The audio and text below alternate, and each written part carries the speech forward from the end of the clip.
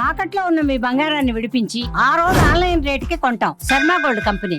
నమస్కారం, welcome to Suman TV. నేను గీతాంజలి. ప్రస్తుతం మనతో పాటు శ్రీచక్రపీఠం వ్యవస్థాపకులు, ప్రముఖ జ్యోతిష్య పండితులు బ్రహ్మశ్రీ ప్రదీప్ జోషి గురువు గారు ఉన్నారు. వారితో మాట్లాడదాం. గురుగారు నమస్కారం అండి. శ్రీమాత్రే నమః. దీపావళి శుభాకాంక్షలు.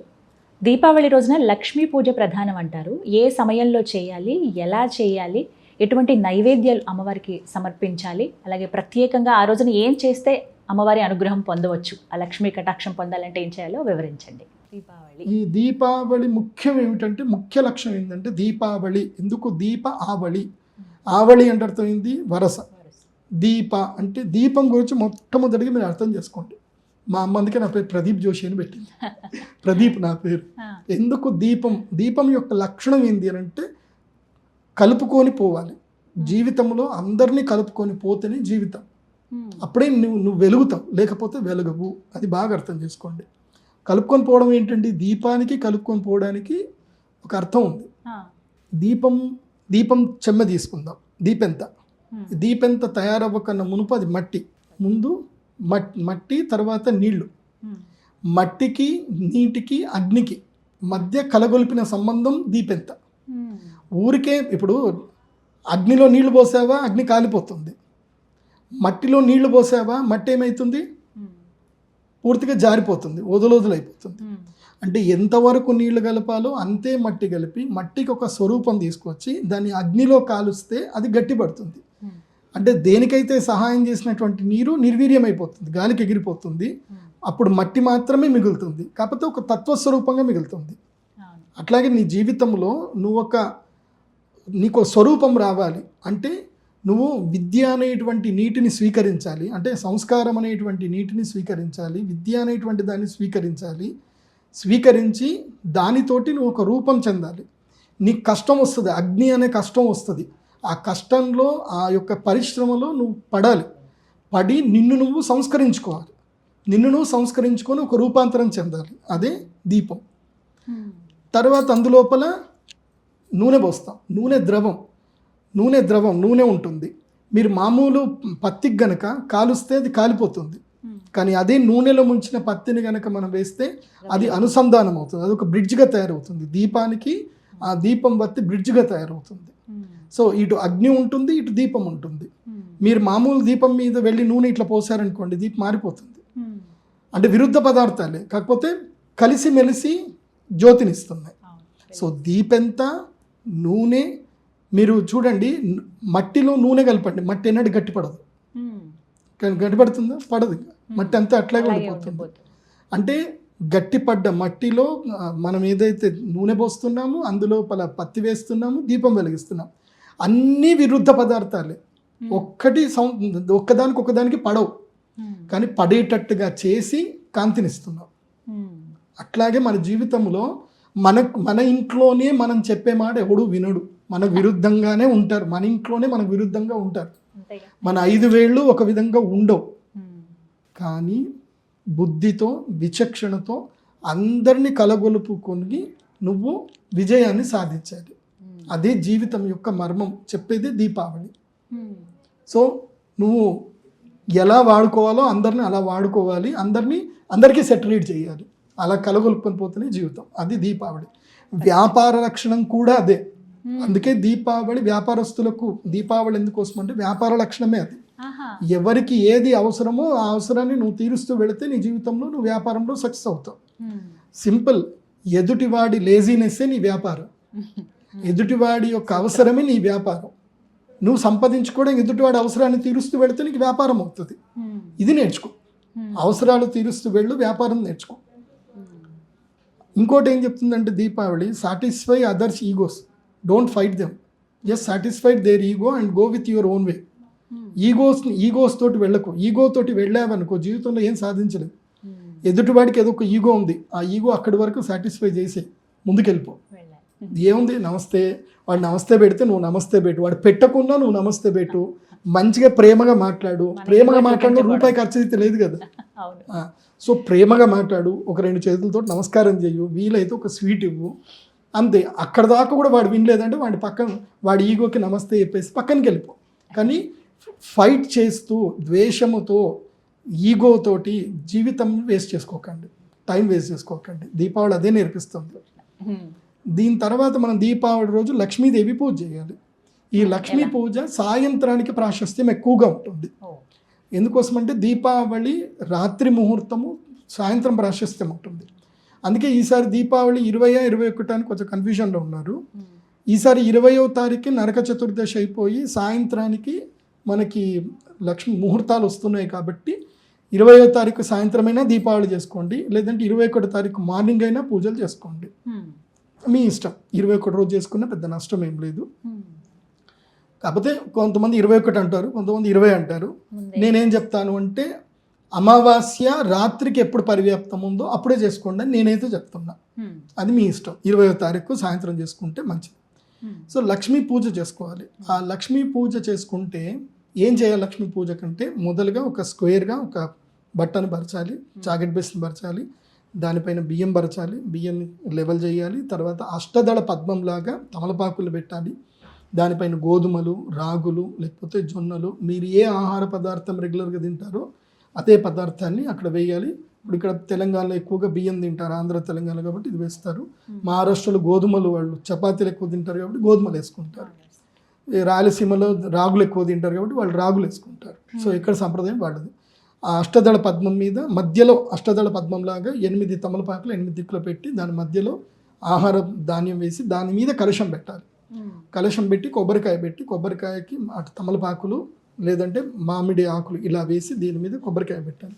కొబ్బరికాయకి చక్కగా పసుపు పెట్టేసి గంధం అలంకారంతో అమ్మవారి మోము లెక్క మొక్కలు లెక్క అలంకారం చేయాలి. చేసి పైన టోప్ క్యాప్ లాగా ఇట్లా స్క్వేర్ ఇట్లా కలశము స్థాపన చేయాలి. కలశ స్థాపన చేసి ముందు లక్ష్మీ గౌరీ దేవత, మొట్టమొదటిగా గణపతి గౌరీ పూజ చేయాలి. తర్వాత అష్టదిక్పాలకుల పూజ చేయాలి. తర్వాత నవగ్రహ పూజ చేయాలి. ఆ తర్వాత ఒక ప్లేటు, రాగి ప్లేట్ కానీ వెండి ప్లేట్ కానీ, స్టీల్ పెట్టకూడదు. ఒకవేళ మీకు లేకపోతే పర్వాలేదు, ఆ స్టీల్ ప్లేట్లో అరిటాకు వేయండి. ఎందుకోసమంటే ఇనుము మనకి పనికిరాదు, ఇనుము. సో అరిటాకు పెట్టైనా సరే అందులోపల మొత్తం ఒక 108 కాయిన్స్ పెట్టండి. అయితే రాగి బిళ్ళలోనే పెట్టుకోవచ్చు, ఇంకా మనకి స్టీల్ మనకి ఇప్పుడు అదే సంపద కాబట్టి పెట్టుకోండి, ఏం పర్వాలేదు. కాకపోతే వెండివి బిళ్ళలు పెడితే మంచివి. ఒక్కటైనా వెండి బిళ్ళ పెట్టండి. అమ్మవారిది శ్రీచక్రము, లక్ష్మి, గణపతి, సరస్వతి ఉన్నటువంటి బిళ్ళ అదొక్కటి మాత్రం తప్పకుండా పెట్టాలి. వెనక శ్రీచక్రం ఉండాలి, ముందు లక్ష్మీ, గణపతి, సరస్వతి ఉండాలి. ఆ బిళ్ళని అక్కడ పెట్టండి. పెట్టి శ్రీ సూక్తముతో అభిషేకం చేయాలి. శ్రీ సూక్తముతో లేదా పురుష సూక్తము, శ్రీ సూక్తము, రుద్రము, నమ్మకము, చమకము, బళిత్తా సూక్తము, ఇంకా మీకు ఏవి అనిపిస్తావి చక్కగా మంచిగా అభిషేకం చేయండి. ఒకవేళ మీకు అయ్యగారు దొరకలేదు, మీకు యూట్యూబ్లో కూడా దొరుకుతాయి. అక్కడ ఆడియో ఆన్ చేసుకోండి, ఇక్కడ చక్కగా అభిషేకం చేసుకోండి. చక్కగా పాలు, పెరుగు, తేనె, నెయ్యి, తర్వాత బెల్లము పొడి, పంచదార పనికిరాదు, బెల్లము పొడి. సో అది వేసి చక్కగా పంచామృతాలతో అభిషేకం చేసి తుడిచి గంధం కుంకుమ పెట్టి అక్కడ మళ్ళీ ఆ ప్లేట్లోనే మళ్ళీ చుట్టూ తమలపాకులు ఇట్లా పేర్చాలి. ఆ ప్లేట్లో చుట్టూ రౌండ్గా తమలపాకులు పేర్చాలి. పేర్చి దాని లోపల ఈ కాయిన్స్ అన్నీ కూడా గంధం కుంకుమ పెట్టుకుంటూ పెట్టాలి. పెట్టిన తర్వాత కుంకుమార్చన, పుష్పార్చన, లక్ష్మీ సహస్రనామాలు మీకు దొరుకుతాయి. మీకు లలితా సహస్రం వచ్చినా లలితా సహస్రం చదవండి, లేదంటే లక్ష్మీ అష్టోత్తరము, ప్రకృత్యే నమః, వికృత్యే నమః, అమ్మవారి పేర్లు ఉంటాయి. అవి మీకు యూట్యూబ్లో కూడా దొరుకుతాయి, పెట్టుకున్న మీరు వినుకుంటూ చేయొచ్చు. ఒకవేళ మీకు ఏ మంత్రం రాకపోయినా 108 టైమ్స్ శ్రీమాత్రే నమః అనుకుంటూ కుంకుమ వేయండి, తర్వాత అక్షంతలు వేయండి, ఆ తర్వాత పుష్పాలు వేయండి, అమ్మవారికి చక్కగా అలంకరణ చేయండి. చేసిన తర్వాత ఇప్పుడు చాలా ప్రధానమైంది ఈ లక్ష్మీ పూజలో ప్రధానమైనది ఏంటంటే పుస్తక పూజ. మీ యొక్క అకౌంట్ బుక్స్ అన్నీ కూడా తీసుకోవాలి. ప్రతి ఒక్కళ్ళు, అంటే మీరు చదువుకున్న పుస్తకమైనా అది మీకు అదే అకౌంటబిలిటీ మీకు. కాబట్టి ప్రతి ఒక్కళ్ళు పుస్తకం తీసుకోవాలి. పుస్తకం తీసుకొని పుస్తకాలకు ఓం స్వస్తిక్ రాసుకోవాలి, శుభం లాభం రాసుకోవాలి. ఫస్ట్ శ్రీ రాయాలి, సంస్కృతంలో శ్రీ రాయాలి. తెలుగులో రాసిన పర్వాలేదు కానీ సంస్కృతం అయితే ప్రధానం. సంస్కృతంలో శ్రీ అని రాయాలి. రాసిన తర్వాత మధ్యలో స్వస్తిక్ పెట్టాలి, తర్వాత ఓం రాయాలి. ఇటువైపేమో శుభం, ఇటువైపేమో లాభం రాయాలి. స్వస్తిక్ ఎప్పుడు మధ్యలో ఉండాలి, స్వస్తిక్ మధ్యలో ఉండాలి. సో స్వస్తిక్ మధ్యలో పెట్టిన తర్వాత స్వస్తిక్ చాలామంది ఏం చేస్తారు అంటే ఇలా ప్లస్ లాగా రాసి ఇలా చేస్తారు. అలా పద్ధతి కాదు. చాలా మంది ఏంటంటే సగం సగం రాస్తారు, కొంతమంది ఉల్టా రాస్తారు, ఎడమ వైపు రాస్తారు. స్వస్తికి రాసేటప్పుడు నీ యొక్క చెయ్యి కుడివైపు ఎక్కువ తిరగాలి, బాగా గుర్తుపెట్టుకోండి. స్వస్తికి రాసేటప్పుడు ఏంటంటే ఇలా అని ఇలా ఫస్ట్ జెడ్ రాయాలి, నెక్స్ట్ ఇటు ఆపోజిట్లో జెడ్ రాయాలి. ఓకే, సో జెడ్ రాసి మళ్ళీ ఇట్లా రాసిన తర్వాత అప్పుడు దానికి ఇలా కోణాలు ఇవ్వాలి. సో కోణాలు ఇస్తే అయిపోతుంది. సో స్వస్తిక్ చాలా ప్రధానమైనటువంటిది.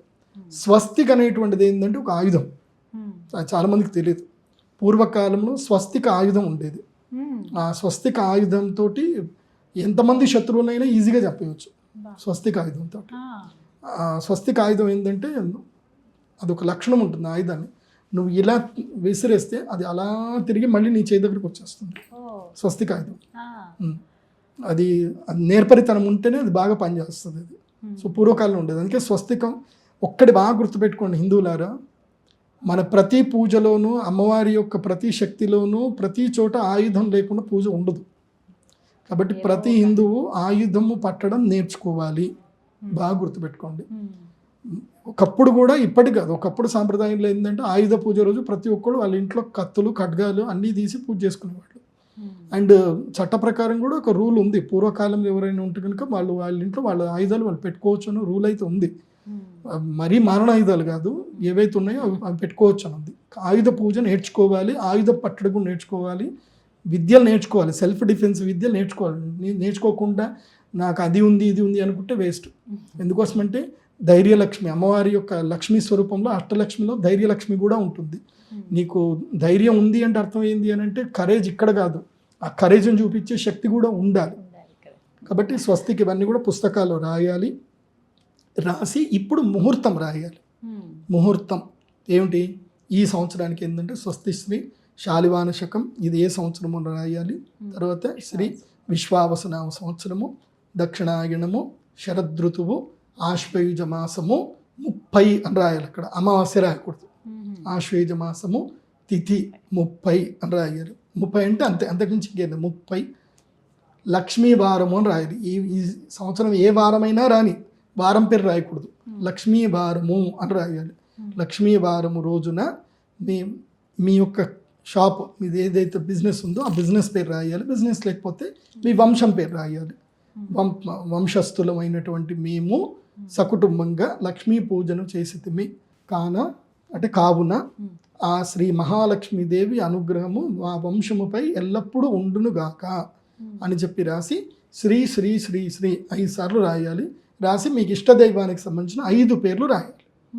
కొంతమంది మా తెలంగాణలో అయితే శ్రీరాములు నీవే కలవు అని రాస్తారు. తెలంగాణలో ఎక్కువగా, అంటే మా గంజిలో మేము చూస్తూ ఉంటాం కదా. ఇవన్నీ చిన్నప్పటి నుంచి నా 9వ ఏట నుంచే నేను స్టార్ట్ చేసిన పూజలు చేయించి మా నాన్నతోటి కలిసిపోయేది, రాపించేది అనమాట పూజలు. అంటే ఈ యొక్క గంజ్ అనేది అయితే సంప్రదాయం ఉంటుందో మండీస్ అంటారు. ఈ మండీస్లో ముఖ్యంగా వరంగల్, కరీంనగర్, నిజామాబాద్, తర్వాత ముంబై, రాజస్థాన్లో అన్ని ప్లేస్లోనూ ఇదే రోజు గాదె పూజ చేస్తారు. వీళ్ళు ఏదైతే కూర్చుంటారో గాదె అని పరుపులు వేసుకుంటారు కదా, గాదె పూజ చేస్తారు. అది వేరే సంప్రదాయం, అది కూడా చెప్తాను మీకు. గాదె పూజ ఎలా చేయాలో అది కూడా ప్రత్యేకంగా వేరే వీడియోలు చెప్తాను. ఇవన్నీ రాసి దానికి పెన్నుతోటి రాయండి, లేదంటే సింధూరంతో రాయాలి. వాస్తవం చెప్పాలంటే సింధూరంలో పాలు వేసి దాంతో రాయాలి, లేదంటే సింధూరంలో జాస్మిన్ తైలం వేసి గోడలకు రాయాలి. పాలు వేసి మాత్రమే పుస్తకంలో రాయాలి, నూనెతో రాసినవి పుస్తకంలో రాయకూడదు. సింధూరంలో ఆవు పాలు వేసి, మీగడ ఉంటుంది కదా, ఆవు మీగడ వేస్తే ఇంకా బాగా వస్తుంది సింధూరంలో. ఆ సింధూరంతో రాయాలి. రాసిన తర్వాత ఇవన్నీ కూడా రాసి ఈ పుస్తకాలన్నీ కూడా నీట్గా అమ్మవారి ముందు పెట్టాలి. నీట్గా అమ్మవారి ముందు పెట్టి పెన్నుకు కూడా కంకణం కట్టి అక్కడ పెట్టి అందరు కూడా లేచి అమ్మవారి యొక్క స్తోత్రం ఏది, నమస్తేస్తు మహామాయే శ్రీపీఠే సురపూజితే శంఖచక్ర గదాహస్తే మహాలక్ష్మి నమోస్తుతే. ఇందాక నేను ఒక తప్పు చదివా, గదాహస్తే అని తప్పు చదివా. గదాహస్తే ధా ఒత్తు ధా పలకాలి. గదాహస్తే అంటే రోగములు చేతిలో పట్టుకున్న అమ్మవారు అని పేరు వస్తుంది. ధా ఒత్తు ధా పలికితే గద చేతిలో పట్టుకుంది. సో తప్పులు చదవకండి. శంఖచక్ర గదాహస్తే మహాలక్ష్మీర్ నమోస్తుతే. నమస్తే గరుడారూఢే కోలాసుర భయంకరి సర్వ. కొల్హాపురంలో అమ్మవారు ఎవరున్నారు, కోలాసురుని సంహరించింది కాబట్టి కొల్హాపురం మహాలక్ష్మీదేవి. కోలాసుర భయంకరి సర్వపాప హరే దేవి మహాలక్ష్మి నమోస్తుది. చాలామంది డోలాసుర భయంకరి అని రాస్తారు. డోలాసురుడు అయితే లేదు, అంటే ఉయ్యాల రూపంలో ఒక రాక్షసుడు వచ్చాడని కూడా చెప్తారు, కానీ దానికి పురాణ ప్రాశస్త్యం అయితే లేదు. కొల్హాపురంలో అమ్మవారు, అందుకే కొల్హాపురం అని ఆ రాక్షసుడు అమ్మవారిని వేరుకున్నాడు. అమ్మ నువ్వు నన్ను సంహరించావు కాబట్టి ఈ ఊరికి ఇదే పేరు, కొల్హాపురం అన్న పేరు ఉండనమ్మా అని చెప్పి లక్ష్మీదేవి అమ్మవారిని అనుగ్రహం పొందాడు కాబట్టి కోలాసురుడు అనేటువంటి రాక్షసుడి వల్లనే అతడు కోలాహలం చేసేవాడు, అంటే బాగా అరిచేవాడు అనమాట. అందుకే కోలాసురుడు అని పేరు, అంటే కోలాహలం అంటారు కదా. సో బాగా గట్టిగా వికృతమైన అరుపులు అరిచేవాడు అనమాట, అందుకే కొల్హాపురము. అందుకే ఆ కోలాపురం అనే మహాలక్ష్మీదేవి అమ్మవారి యొక్క ధ్యానం అక్కడ వస్తుంది. సో అందుకే ఇంద్రుడు కోలాసురుని సంహరించిన తర్వాత ఇంద్రుడు అమ్మవారి గురించి అష్టలక్ష్మి స్తోత్రం చదువుతాడు. సాక్షాత్తు ఇంద్రుడే చదివినటువంటి మహాలక్ష్మి అష్టకము ప్రతి ఒక్కళ్ళకి రావాలి. హిందూ అన్న ప్రతి ఒక్కళ్ళకి మహాలక్ష్మి అష్టకం కంఠస్థం ఉండాలి, పక్కా రావాలి. సో ఈ లక్ష్మీ అష్టకం పూర్తిగా చదవండి. చదివి చేతిలో లాజాలు పెట్టుకోవాలి. లాజాలు అంటే అర్థం ఏంటంటే వరి పేలాలు. వరి పేలాలు అంటే స్మూత్గా ఉండకూడదు, రబ్ కొంచెం గరుకుగా ఉంటుంది. అలా అంటే తడిపినటువంటి వరి పేలాలు పనికిరావు, అవి అపరకర్మలకు పనికి వస్తాయి. అంటే ఏవి శ్మశానంలో వేయడానికి, శూద్ర పూజలకి అవి పనికి వస్తాయి. ఈ పూజలకి లాజాలు ఇవి వేయాలి. మీరు ఇది ఈ కాంతారా సినిమా చూసారు కదా, అందులోపల తినడానికి అదే ఇస్తారనమాట వాళ్ళకి, వాళ్ళు అవే ఆ లాజాలే చల్లుతారనమాట. సో వాటిని ఆ పేలాలు ఉంటాయి, వరి పేలాలు ఉంటాయి, ఆ వరి పేలాలు తీసుకొని అమ్మవారిదంతా కూడా చదివి వరి పేలాలు చదవాలి, చల్లాలన్నమాట. పూర్వకాలంలో రాజులు వచ్చేటప్పుడు ఈ వరి పేలాలే చల్లేవాడు. సో అందుకే లాజా హోమం అని కూడా ఒకటి అంటారు. సో ఈ వరి పేలాలు చల్లి తర్వాత అమ్మవారికి నమస్కారం చేసి స్వీట్ నైవేద్యం పెట్టాలి. అమ్మవారికి ప్రధానంగా ఇష్టమైనటువంటి స్వీట్ ఏమిటంటే పాలతో తయారు చేసిన స్వీట్లే పెట్టాలి. పాలు, పాయసం కానీ ఏదైనా సరే పాలు ఉండాలి. పాలు ప్రధానంగా ఎందుకోసమంటే ఆమె పాల సముద్రంలో నుంచి పుట్టింది కాబట్టి ఆమెకి పాలతో చేసినటువంటి నైవేద్యం పెట్టాలి. ఆవు పాలతో చేసిన నైవేద్యం పెడితే మంచి సంతోషము, అమ్మవారు ఇష్టంగా స్వీకరిస్తారు. ఆ తర్వాత కొబ్బరికాయ కొట్టి నైవేద్యం చూపించిన తర్వాత హారతి ఇవ్వాలి. ఇది జనరల్గా హారతి అమ్మవారి పాటలు ఎట్లా మీకు వస్తే ఓం జయ లక్ష్మీ మాత అని చెప్పి యూట్యూబ్లో కొడితే వచ్చేస్తుంది. చక్కగా పాట ఏం లేదనో ఒక అరగంట సేపు అయినా నిల్చోండి ధ్యానంగా, 15 నిమిషాలు అరగంట సేపు ఉంటుంది. చక్కగా అమ్మవారికి హారతి ఇవ్వండి. హారతి అందరూ ఇవ్వండి. చాలామంది మేము వాళ్ళు ఒక్కళ్ళే పట్టుకుంటారు, అట్లా కాదు. ఒక్కోళ్ళు అయిన తర్వాత ఒక్కోళ్ళకి అందరికీ హారతి ఇచ్చే అనుగ్రహం ఇవ్వండి. కుటుంబ సభ్యులందరూ హారతి ఇవ్వాలి. హారతి ఇచ్చిన తర్వాత అమ్మవారికి చేసిన తర్వాత మంత్రపుష్పము, మీకు రాకపోయినా మీరు మహామంత్ర పుష్పం అని యూట్యూబ్లో కొట్టినా వస్తుంది. మహామంత్ర పుష్పాన్ని పూర్తిగా వినండి, చేతులు పుష్పాలు పట్టుకొని వినండి. యోపాం పుష్పం వేద పుష్పవాన్ ప్రజావాన్ పశువాన్ భవతి. అందులో అర్థం చేసుకోండి. యోపాం పుష్పం వేద అంటే మీరు పుష్పం చేతిలో పెట్టుకొని అమ్మవారికి ఎవరైతే ఈ మంత్రపుష్పం చదువుతారో, వాడు ఎవరికైతే మంత్రపుష్పంలో పుష్ప నివేదన చేస్తారో, పుష్పవాన్ ప్రజావాన్ పశుమాన్ భవతి. ఇక్కడ పుష్పవాన్ అంటే వాడికి పూలు, వాళ్ళ ఇంట్లో పూలు ఉంటాయని అర్థం కాదు. పువ్వులు ఎట్లాగైతే రోజు 10 పువ్వులు ఇస్తాయో అట్లా మీ వంశం వృద్ధి చెందుతుంది. పుష్పవాన్ ప్రజావాన్ పశుమాన్ భవతి. అట్లా మీ ఇంట్లో సంపదలు అలా నిత్య చైతన్యంగా పుష్పాలు ఎలా ఉన్నాయో మీ మనస్సు కూడా నిత్య చైతన్యంగా ఉంటుంది. అలాగే ప్రజావాన్ అంటే చక్కగా వంశం వృద్ధి జరుగుతుంది. పశుమాన్ భవతి అంటే పాడి పశువులు అన్నీ కూడా బాగుంటాయి అని చెప్పి మంత్రపుష్పం మొత్తం చదివి ప్రదక్షిణ పూర్వకంగా నమస్కారం చేసి అమ్మవారికి పువ్వులు వేసి మంత్రహీనం క్రియాహీనం భక్తిహీనం పరమేశ్వరి యత్పూజితం మయాదేవి పరిపూర్ణం తదస్తుమే అని అమ్మవారికి ధ్యానావన శ్లోకం చేసి అమ్మవారికి నివేదన చేసిన తర్వాత ముత్తైదువులకి, ప్రధానంగా ముత్తైదువులకి బట్టలు పెట్టాలి. ఇది మనకి ఏదైతే జాకెట్ పీసులు కానీ లేదంటే చీరలు కానీ తాంబూలం తప్పకుండా ముత్తైదులు పూజ చేయాలి. ముత్తైదులు పూజ చేయకుండా మీరు లక్ష్మీ పూజ చేస్తే పనికిరాదు, వేస్ట్ మొత్తం. ఎందుకోసమంటే లక్ష్మీ స్వరూపము సుమంగళి స్త్రీ. సుమంగళి స్త్రీకి బట్టలు పెట్టాలి. సుమంగళి స్త్రీకి బట్టలు పెట్టకుండా మీరు వేసుకొని నేను పటాసులు వేస్తా అంటే అమ్మవారికి ఇష్టం నచ్చదు. సో కుమారి పూజ అంటే మీ ఇంట్లో ఆడపిల్లలు ఉన్న ఆడపిల్లలకి బట్టలు పెట్టడం, పట్టు బట్టలు ఇవ్వడం. అంటే అయ్యగారు పొద్దున్నే మా పిల్లలకి మా ఆవిడకి చీర కొనిచ్చేసిన మళ్ళీ సాయంత్రం పెట్టానంటే పెట్టాల్సిందే. ఈ ఇక్కడ బోనస్ అన్నమాట, రెండు తప్పకుండా. కొత్త బట్టలు కట్టుకొని పూజ చేయాలి, మళ్ళీ బట్టలు పెట్టాలి. లేదంటే మీ ఆడపడుచుని పిలిచైనా సరే బట్టలు పెట్టాలి. మీ ఇంట్లో మీ శ్రీమతికి పెట్టినా లేదా మీ ఆడపడుచులకు పెట్టినా వేరే వాళ్ళకి పెట్టాలి. మన ఇంట్లోకి మనం పెట్టుకుంటే మన బ్యాండ్ మనం కొట్టుకున్నట్టు ఉంటుంది. అట్లా కాదు, వేరే వాళ్ళని పిలిచి వాళ్ళకి తప్పకుండా బట్టలు పెట్టాలి. ఒక్క సుమంగళి స్త్రీకైనా వస్త్రాలు ఇవ్వాల్సిందే. అలా ఇచ్చి పూజ అంతా చేసిన తర్వాత అప్పుడు టపాసులు వేల్చాలి. ఇది లక్ష్మీ పూజ. ఈ విధంగా దీపావళిని జరుపుకోవాలంటారు. ఇల్లంతా దీపాలతో నింపేస్తారు ఎలాగో. అది ఎట్లా ఉంటుంది, తప్పకుండా దీపాలంతా దీపాలతో నింపేయాలి. దీపాలు పెట్టేటప్పుడు నువ్వుల నూనె వాడాలంటే ద్రవ్యం ఖచ్చితంగా తప్పక. ఇది చాలా మంది ఏం చేస్తున్నారంటే, ఇది బాగా గుర్తుపెట్టుకోండి. దీపావళి రోజు, దానికి దీపావళి యొక్క అర్థం ఏంటి, కార్తీక మాసం యొక్క మొదటి రోజు. కార్తీక మాసం మొదలైంది అని అంటే ఆ రోజు ఏమవుతుంది, తైలే లక్ష్మి జలే గంగా అంటే ఆ రోజు నుంచి గంగాదేవి యొక్క సాన్నిధ్యము ప్రతి నీటిలోనూ ఉంటుంది, లక్ష్మీ సాన్నిధ్యము ప్రతి నువ్వుల నూనెలో ఉంటుంది. తైలం అంటే అర్థం ఏంటి, తిలం. తిల అంటే అర్థం ఏంటి, నువ్వులు. తైలం తిలస్య సంబంధి తైలం అంటే తిలము నుంచి ఏదైతే పుట్టిందో అది తైలం. మిగతాయి తైలం కాదు, నువ్వుల నూనె ఒక్కటి మాత్రమే తైలం. చాలామంది ఈ పొరపాటు చేస్తున్నారు. పూజా సామాగ్రి షాప్ వాళ్ళు కూడా ఈ పొరపాటు చేస్తున్నారు. దయచేసి అవి చేయకండి. మిక్స్డ్ నూనెలు అమ్ముతున్నారు, ఏ పడితే ఆ నూనెలు మిక్స్ చేసి అమ్ముతున్నారు. చక్కగా నువ్వుల నూనె ఏంటంటే అది నువ్వు తీసి వంటలో వేసుకున్నా సరే నీకు ఆరోగ్యంగా ఉండాలి. అలాంటి నువ్వుల నూనె, గానుగ నూనె పట్టించుకొని పెట్టండి, అది మీకు ఆరోగ్యకరంగా ఉంటుంది. ఇంకోటి, నువ్వులను మీరు బాగా కావాలంటే సైంటిస్ట్ పరంగా కూడా మీరు చెక్ చేయండి. నువ్వుల నూనెలో పెట్టినటువంటి దీపం యొక్క ఆర మీ ఆరాన్ని శుద్ధి చేస్తుంది, ఆరా పెరుగుతుంది. మీరు ఆరా మిషన్ పెట్టినా తెలుస్తుంది, ఆరా పెరుగుతుంది. మీరు అదే మిక్స్డ్ నూనె అని చెప్పి 200 పెట్టి తీసుకుంటారు, అది ఎందుకు పనికిరాదు. నూనె వాసన వస్తుంది, ఆ నూనె వాసన రాకూడదు, చెడ్డు వాసన వస్తుంది. నేను చూస్తా కదా. తైలము నువ్వు పెడితే జిడ్డు ఉండదు, వేరే నూనెకి జిడ్డు ఉంటుంది. అది ఇంకోటి ఏంటంటే, కొంచెం నేను విన్నది ఏంటంటే కొంచెం పశువుల కొవ్వు నుంచి కూడా నూనె తీస్తున్నారట. దయచేసి హిందువులు ఎవ్వరు కూడా నూనె కొనుక్కున్నా మీరు జాగ్రత్తగా గానుగ పట్టించుకున్న నూనెనే తీసుకోండి. ఇంకా దీపావళికి చాలా టైం ఉంది కాబట్టి మీరు నేరుగా వెళ్ళి ఒక 5 కిలోల నువ్వులు కొనుక్కొని అవి ఎండబెట్టి నేరుగా వెళ్ళి గానుగ తీయించుకొని పట్టుకోండి, మీకు చాలా పుణ్యం వస్తుంది. ఎందుకోసం అంటే మనం దీపం పవిత్రంగా వెలిగించే దీపం లోపల కొవ్వు నుంచి, మాంసం నుంచి పెట్టిన నూనె ఉండకూడదు. అంటే శక్తి లేదని కనీసం 2 దీపాలు వెలిగించినా చాలు. కాకపోతే వెలిగించే నూనె పవిత్రంగా ఉండాలి, శ్రేష్టంగా ఉండాలి. ఆ విధంగా ప్లాన్ చేసుకోండి. ఎందుకంటే ఇప్పుడు వాటర్ లైట్స్ అని చెప్పి కొన్ని రకరకాలుగా వచ్చేస్తున్నాయి, క్యాండిల్ అనేవి.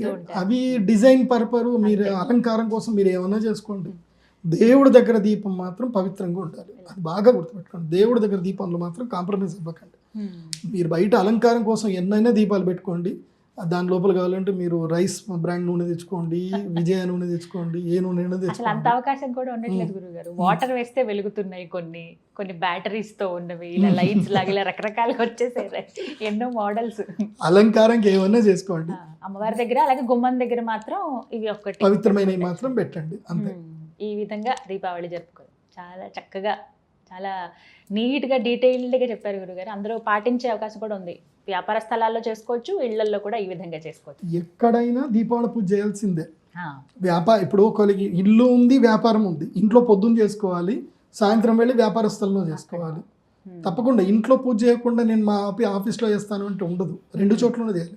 కాకపోతే మార్నింగ్ ఇక్కడ లక్ష్మీ పూజ చేసేసుకోవాలి, సాయంత్రం అక్కడ చేసుకోవాలి. ఇక్కడ సింపుల్గా చేసుకోవాలి. మన బిజినెస్ జరిగే చోట మాత్రం నేను చెప్పిన పూర్తిగా గ్రాండ్ లెవెల్లో చేసుకోవాలి. ఇంట్లో అమ్మవారికి ముఖ్యంగా దీపావళి రోజు అమ్మవారికి పూలదండల్లో కమలం పువ్వు ఉండాలి. కమలం పువ్వు లేకపోతే అమ్మవారికి పూజ నచ్చదట. కమలం పువ్వు తప్పకుండా ఉండాలి. అందుకే ప్రతి ఒక్కళ్ళు ఇది బాగా నేర్చుకోండి. ఏ ఇంట్లో అయితే గనక ఈశాన్యములో ఒక చిన్న కుండి పెట్టుకొని కమలం పువ్వులు ఏ ఇంట్లో అయితే ఉంటాయో ఆ ఇంట్లో లక్ష్మీ అనుగ్రహం ఉంటుంది అని అంటారు. కమలం సో కమలం పువ్వు ఇంట్లో పెంచుకోండి. ఆ రోజు కమలాలతోటి అమ్మవారికి పూజ చేసుకోండి, బాగుంటుంది. నేను అందరికి చెప్పేది ఏంటంటే, ఇంట్లో టెర్రస్ ఖాళీ ఉంచకండి, టెర్రస్ లోపల కమల పువ్వులు పెంచుకోండి. కొంతమందికి అంత త్వరగా పెరగవు, అదృష్టం అది కూడా. అంతే, అమ్మవారు అది కూడా మనకు చెప్తుంది. ఇప్పుడు మీకు నేను ఆ మూవీ నాకు బాగా నచ్చింది, కాంతార మూవీలో ఈశ్వరుని పూల తోటలో నెగిటివ్ రాగానే పూలన్నీ వాడిపోతాయి. పూలు నల్లగైపోతాయి అంటే అది తెలుస్తుంది. మీ ఇంట్లో పూల చెట్టు ఉన్నట్టు చనిపోయినా ఇంట్లో పూల చెట్లు ఉండాలి. ఇట్లాగే కమలాలు కూడా ఉండాలి. నెగిటివ్ ఏమైనా వచ్చిందంటే ఇమీడియట్లీ అవి సిమ్టమ్ చూపిస్తాయి, వాడిపోతాయి, తొందరగా వాడిపోతాయి. సో మన ఇంట్లో నెగిటివ్ ఏమైనా వచ్చింది తెలవాలంటే మనకి పుష్పాలే తొందరగా చెప్తాయి. బాగా గుర్తుపెట్టుకోండి. అందుకోసం ఇంట్లో పూల చెట్లు ఉండాలి, తులసి మొక్క కూడా ఉండాలి.